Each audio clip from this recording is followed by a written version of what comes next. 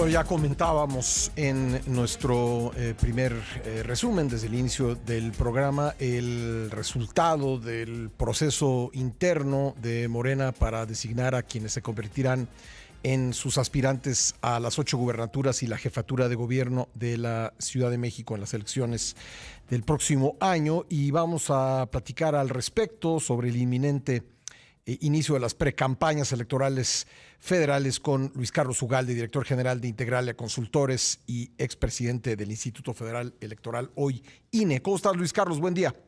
Muy buenos días, Pascal.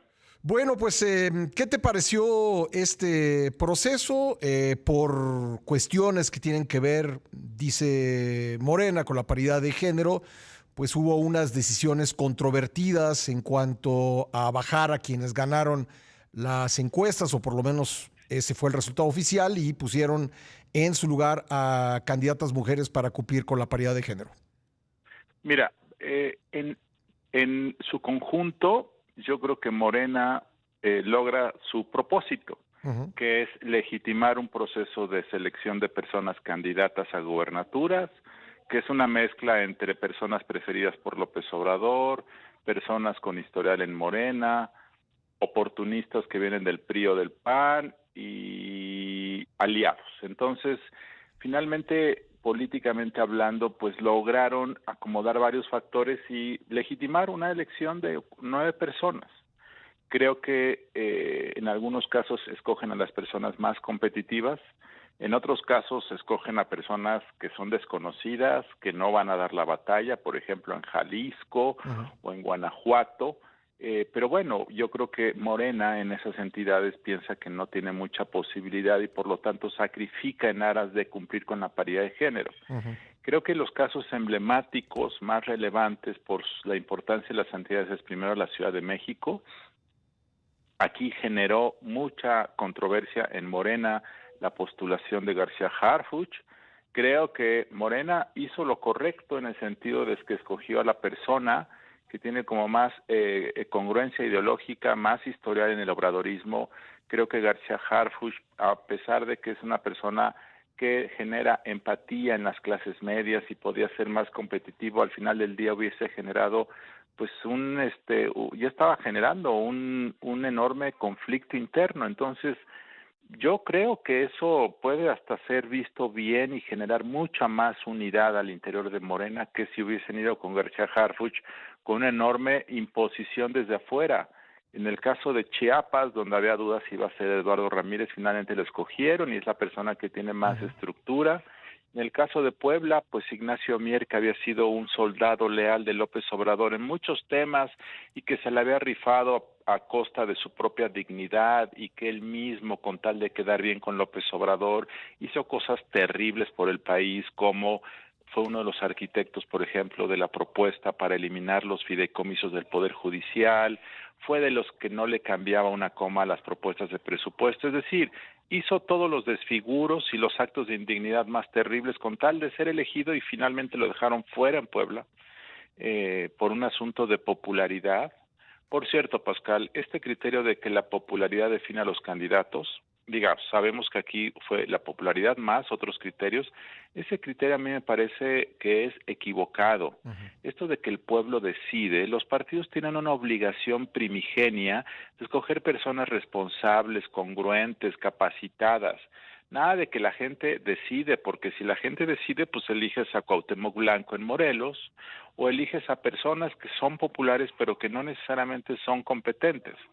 Pero bueno, habiendo dicho eso, yo creo que en general le salió bien, y que Morena, que es lo que más importa como marca, más que las personas, pues en al menos 5 o 6 de las entidades del próximo año tiene posibilidad de ser competitivo y de ganar. En el caso de la Ciudad de México, donde se decide bajar a Omar García Harfuch, que fue el segundo lugar en cuanto a mayor ventaja en las encuestas, saliendo adelante por 14 puntos sobre Clara Brugada, ¿te parece una buena decisión si lo que quiere el oficialismo es retener la capital? Yo creo que la apuesta del oficialismo es que si todos hacen unidad en torno a Clara Brugada, en 3-4 meses puede aumentar su conocimiento de nombre y puede ganar la elección. Esa es la apuesta.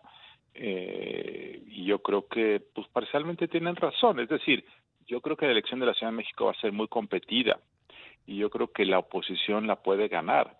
Pero entre García Harfuch y Clara Brugada, al final del día yo creo que es más o menos lo mismo. Es decir, García Harfuch podría atraer a algunos votantes de clase media, pero no tiene las competencias políticas ni tiene la experiencia como para poder conformar un equipo de trabajo, para poder sostener una campaña de 6-7 meses, y iba seguramente a cometer muchos errores. Entonces yo creo que en el balance, pues Morena puede más o menos con los dos lidiarla. Ahora, yo creo que les va a costar mucho trabajo y reitero, yo creo que en la Ciudad de México la oposición puede ganar la elección.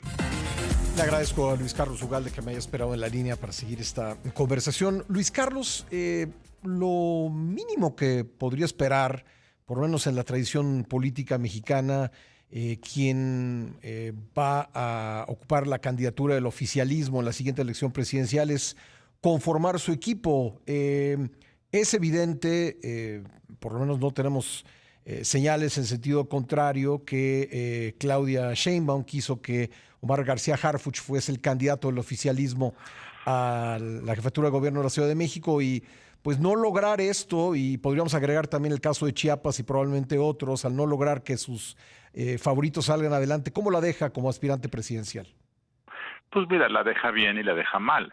La deja bien porque pues tú puedes argumentar que ella propuso y después se plegaron a lo que la gente quiso, o puedes decir que ella fue sensible a las quejas internas del morenismo y al final se dio.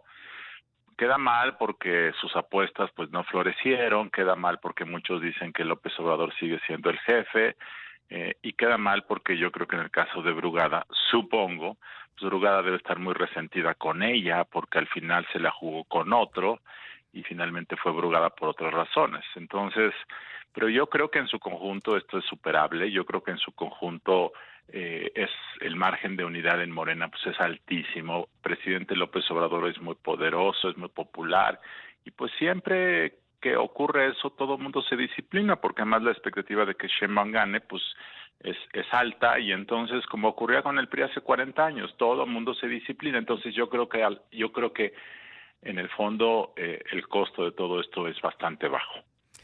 Bueno, y por último, a las 10 de la mañana se espera un anuncio de Marcelo Ebrard. Él parece haber desairado al partido Movimiento Ciudadano, por lo menos no se inscribió como precandidato en un plazo que se venció la tarde de ayer. ¿Qué esperas para el futuro político del ex canciller, Luis Carlos?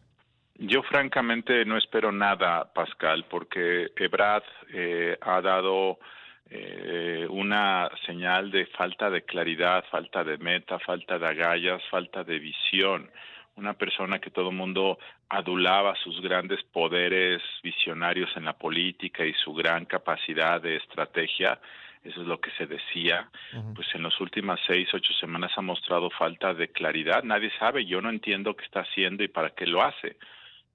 Y en este momento en donde ya no es posible candidato de MC porque ayer venció el plazo de registro interno y donde el proceso de Morena básicamente ya concluyó hace mucho tiempo y donde el propio Marcelo ha perdido muchos atributos y muchos seguidores y mucho liderazgo, pues ¿qué es lo que puede anunciar? Que sea disruptivo. Francamente yo solo veo una posibilidad que pudiera decir ¡wow!, que sería que anunciara que se suma a la campaña de Xóchitl Gálvez, pero fuera de eso, que no va a ocurrir, pues ¿qué otra cosa puede decir? Seguramente puede decir que va a formar una agrupación política, que el próximo año va a formar un partido, perdón, en 2025 un partido político, pero todo esto es totalmente irrelevante para la política nacional. Entonces, yo no veo nada relevante en este momento, ya veremos. Bueno, y de las posibilidades de Samuel García como tercer candidato, considerando pues su oriundez, digamos, él está presentándose como un candidato que puede tener impacto en el norte y por otro lado un impacto en la juventud, ¿cómo lo ves? Pues mira, sí puede ser un candidato atractivo porque todos los políticos populistas como él pues son atractivos para un segmento de la población. Y cuando digo populista, me refiero al uso de los símbolos, igual que López Obrador y que los populistas, el símbolo de la esposa, el símbolo del bebé, el símbolo de que es joven, el símbolo de sus TikToks, el símbolo de estar atacando a la prensa cuando lo critican, el símbolo de decir que el PRIAN es la política del pasado. Sí, constituye todo esto, y sí, claro que puede ser atractivo, sobre todo en un país donde el segmento de jóvenes participa muy poco. Si él logra que ese segmento se active un poco, pues sí puede resultar un candidato que se ubique en los 2 dígitos, es decir, 10, 12, 14% de intención del voto. Ahora, yo francamente creo que pues no pasará de allá. Sin embargo, el daño para la política del balance democrático pues puede ser muy arduo. Cuando digo la política del balance democrático me refiero a que si la oposición se fragmenta, suponiendo que MC es oposición, un supuesto importante, pero suponiendo que así es, pues esto va a fragmentar y la posibilidad de que Morena pueda ganar una hipermayoría se incrementa. Entonces ya veremos si puede ser atractivo. Yo creo que al final es un producto vacío, es mi impresión, y que al final el electorado se va a formar en las 2 filas principales, el oficialismo y la oposición, y que finalmente él será un candidato marginal, pero ya veremos, creo que en el corto plazo sí puede subir en algunos segmentos. Pues lo estaremos viendo. Luis Carlos, te agradezco mucho estos minutos para el programa, muy amable. Gracias, Pascal, buenos días. Buenos días, gracias. Luis Carlos Ugalde, director general de Integrale Consultores y expresidente del Instituto Federal Electoral, hoy